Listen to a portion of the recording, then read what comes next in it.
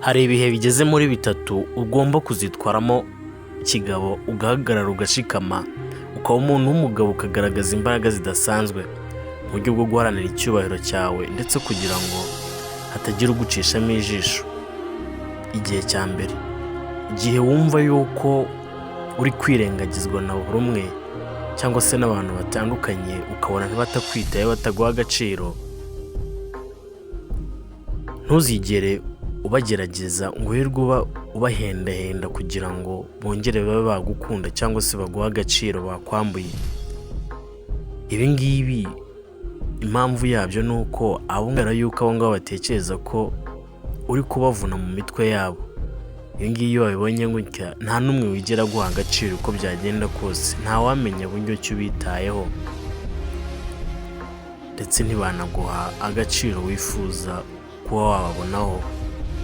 Ibihe bya kabiri, mu gihe ubona yuko umuntu yagusuzuguye, yakwirengagije, mwihorere ureke ibyo ari kurwana nabyo, agumye arwane nabyo ubwe, kandi ntuzigere utuma abo bantu bongera kuba bagusuzugura ukundi. Hagarara ku gaciro kawe kuko ari ubwawe ku giti cyawe.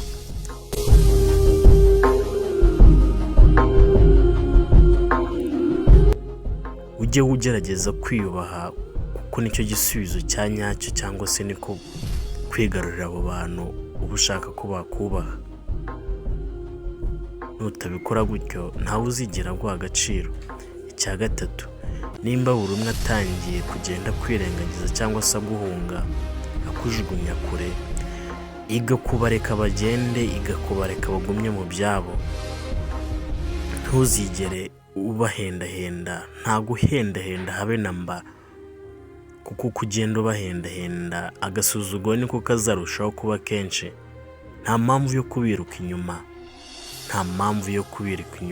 nta mpamvu yo gusaba umuntu uwo ari we wese kugira ngo agaruke kongera kubone, nta mpamvu yo kubereka yuko bagiye wahangayika cyangwa se ubuzima bwawe bwahagarara. Ikintu ugomba kumenya ni ukumenya agaciro kawe, ukamenya ibyo utunze n'ibyo ufite mu biganza byawe, ibindi ukabyihorera. Nimba ukunze rino somo, nta kindi nagusaba ni ugukora subscribe kuri zino video nziza nzajya nkugezaho zuzuyemo ubutumwa wifuza.